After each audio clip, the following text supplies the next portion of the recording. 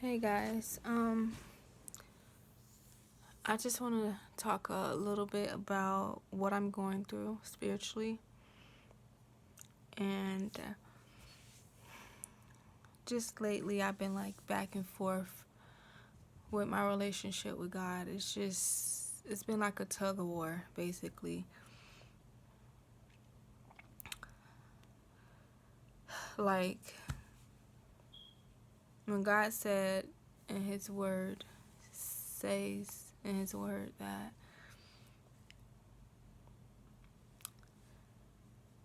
I totally forgot.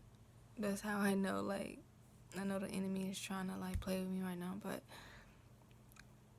when He said that if you really love God, you will obey Him. You will obey His words. You will obey His commandments that He give us. That is the truth. So I look at that as when I was younger, when I used to do certain things that I know I would get in trouble for, I would feel bad about them. And I can remember I was being rebellious against my mom. You have to excuse my grammar. I'm not the best with speeches and words, so forgive me. But I'm sure most will understand what I'm saying. So I, did a few rebellious things against my mom, and every time I did, I felt bad because I was being disrespectful, probably, and that's when it all started from me writing letters and writing things to my mom, and she always forgave me. I can remember one letter I wrote to my mom. I can't remember exactly what I did, but I'm pretty sure it was something bad. And I just found this letter probably like a few months ago. And I wrote it to my mom, and at the end of it, it was like, can you please take this dollar if you love me, or something like that. It was just so funny. So it was like I was trying to buy my mom's love back. So it kind of reminded me of God, like where it's like we do something against Him, and then it's like, God, please forgive me. Can you please take what I have? And at the same time, it doesn't matter what you have. Like the person who really loves you, they're not looking at your hands. They're not looking at what you have to, give to them so they can feel remorseful or forgive you. If they really love you, no matter what you do, they're going to, still forgive you. And that's like with our good Father. He loves us no matter what we do. But although He loves us no matter what we do, He doesn't love the things that we do, and He doesn't love the things that we allow in our lives that are not pleasing to Him. So if certain things aren't pleasing to Him, He is disappointed, and that's when His Holy Spirit, takes place, and we started feeling guilty, or we started feeling like something's not right. And that's for me. I don't know how anybody else walk is, but when I do certain things against God, whether it be any kind of sin in my life that I know isn't pleasing to Him, like I can feel the pressure. And I know there are times where I feel far away from Him. And the most times that I feel far away from Him is when I put things in front of Him. So I will replace His word. I will replace Him for something else. I will worship different things, whether that be relationships, whether that be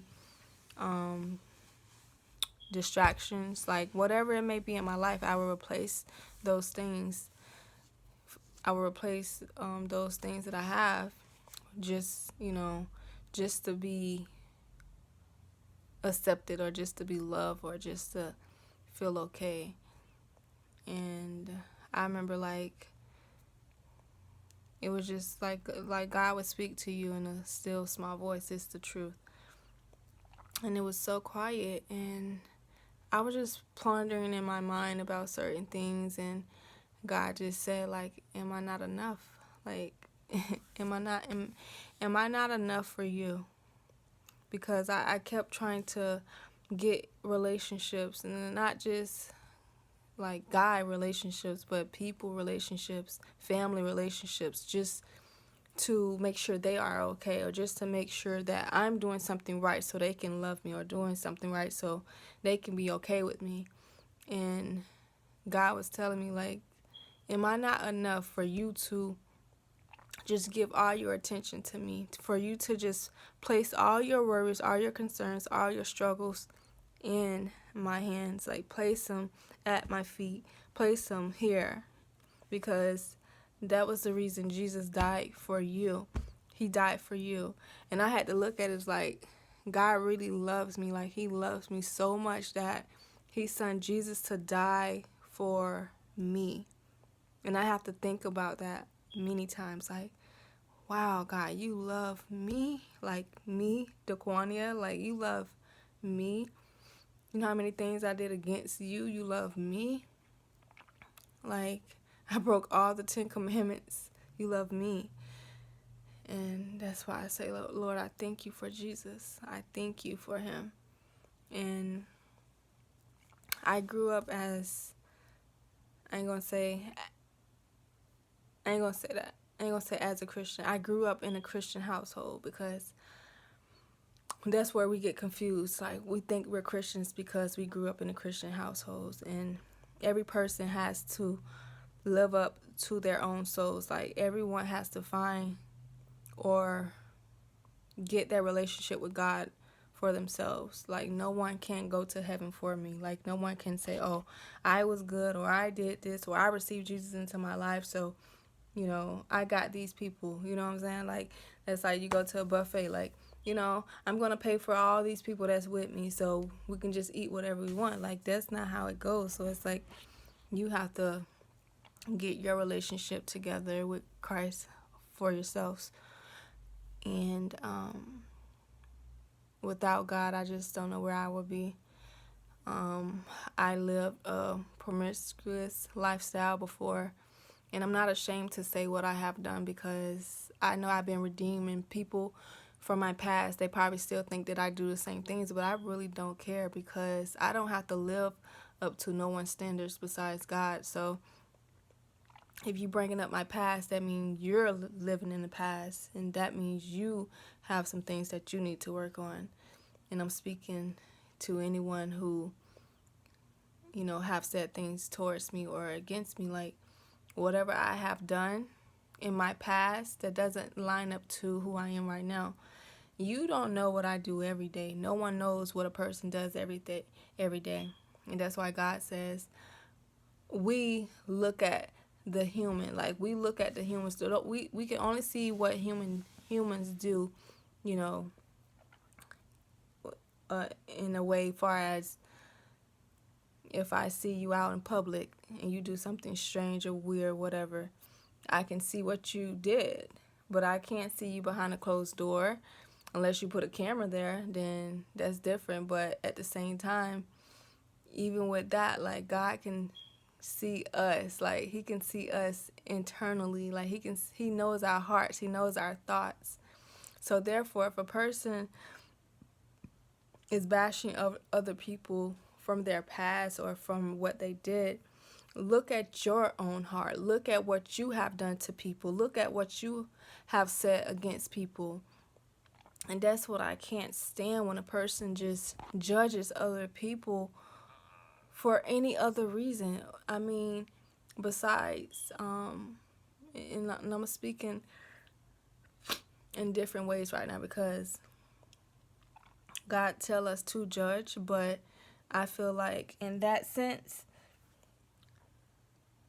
if we're talking about our spiritual walk, the Bible, you know, if someone isn't speaking the true gospel, or, you know, doing certain things that aren't godly, then yeah. But I'm saying, far as a human perspective, just a plain human who don't know God, and I've been there before where I didn't know God, so I can't judge this person who don't know God and be like, oh, you this and that. Like, at the same time, I'm going to show them the truth about certain things, but I'm going to make sure I do it with love, because I've been there before, and I wouldn't want no one coming up to me telling me what to do and how to live my life when I was in that rebellious state. So that's just what it is. And especially if you're a Christian, like, you want to make sure your words are kind and make sure your words are truth,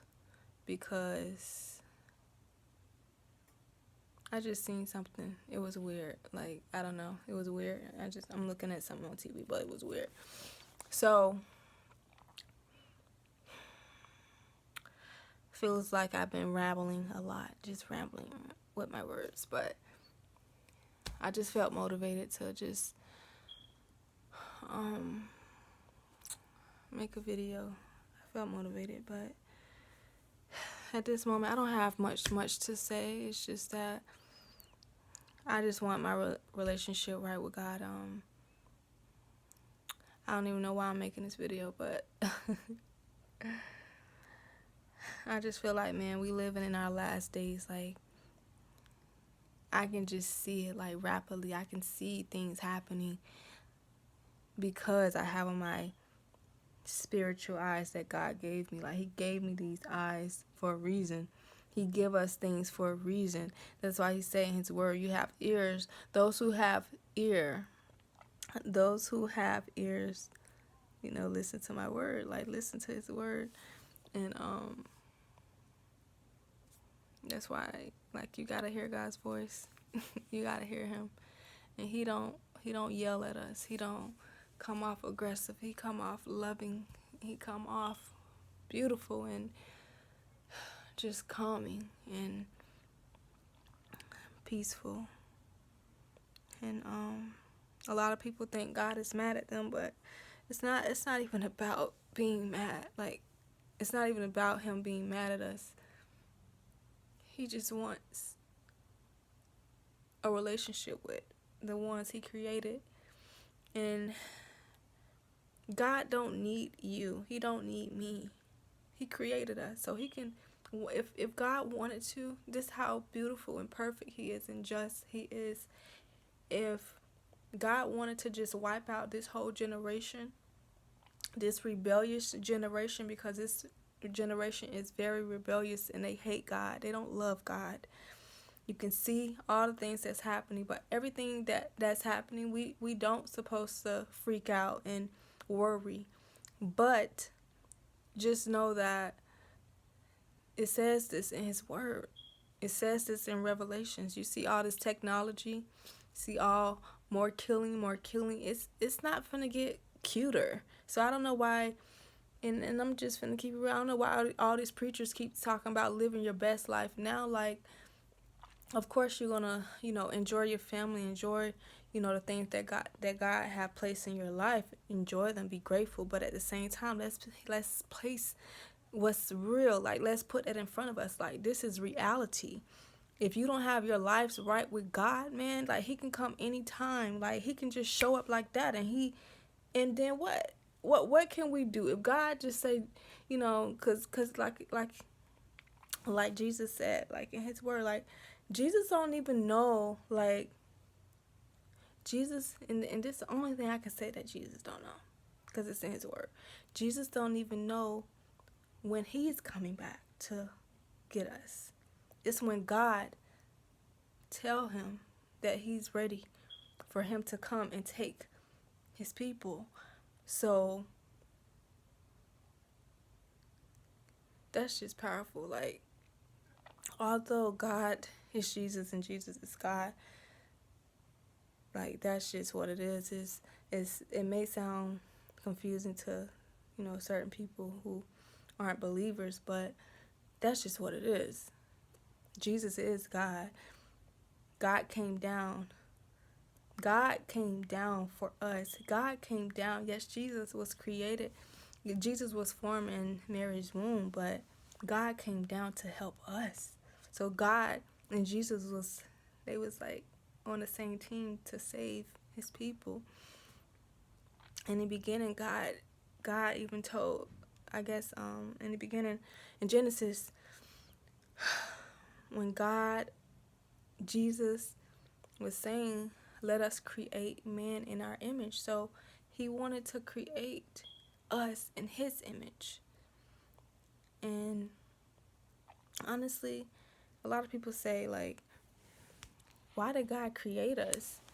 You know what I'm saying? Like, why did he create us if we have to worship him? Like, it just sounds so stupid. Like, it's stupid. It sounds stupid.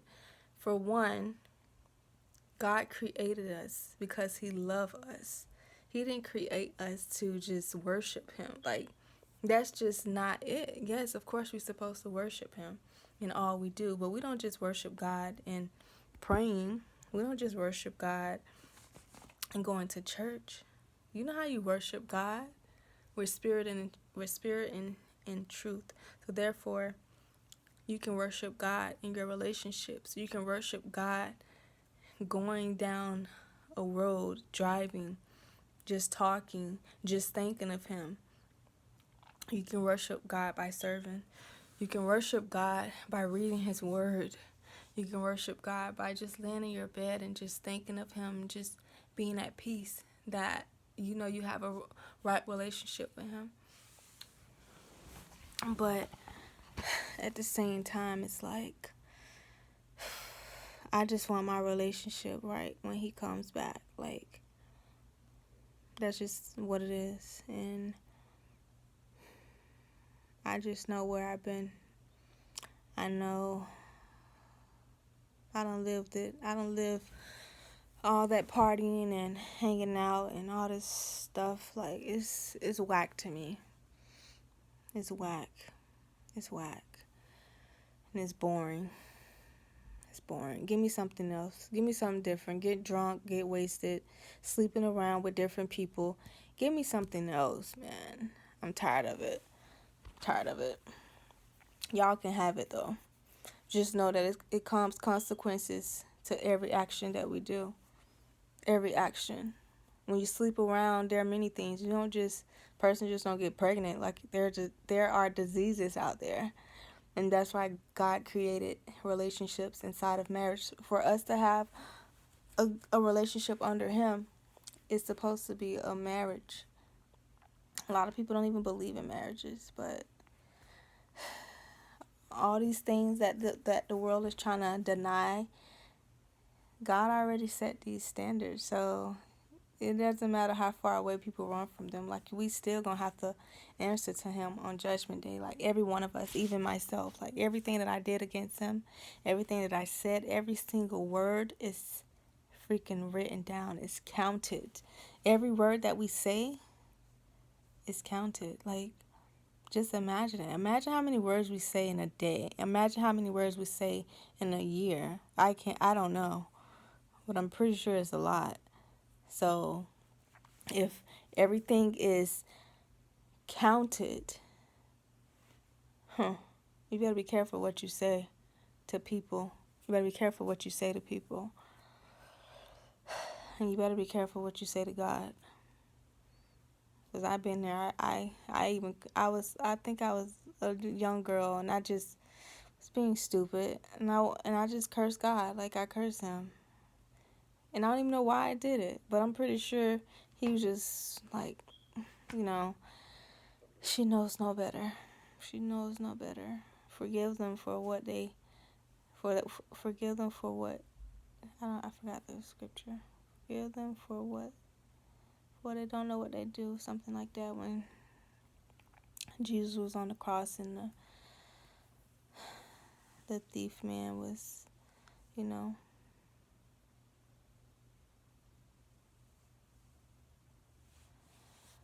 I'm just sick and tired of these people.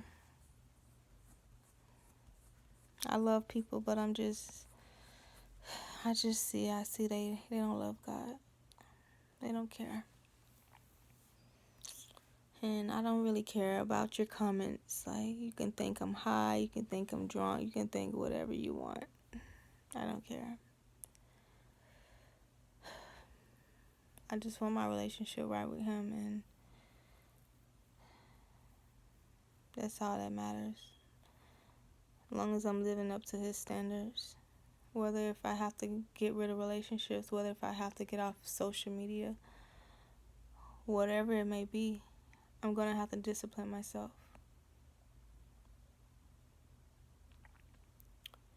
And the first place to start with, if you want a relationship with God, is a lot of people be like, to get a relationship with God, okay, do this and that. Number one, what you doing? Number two, do this, do that. Like, it's not about dues. It's about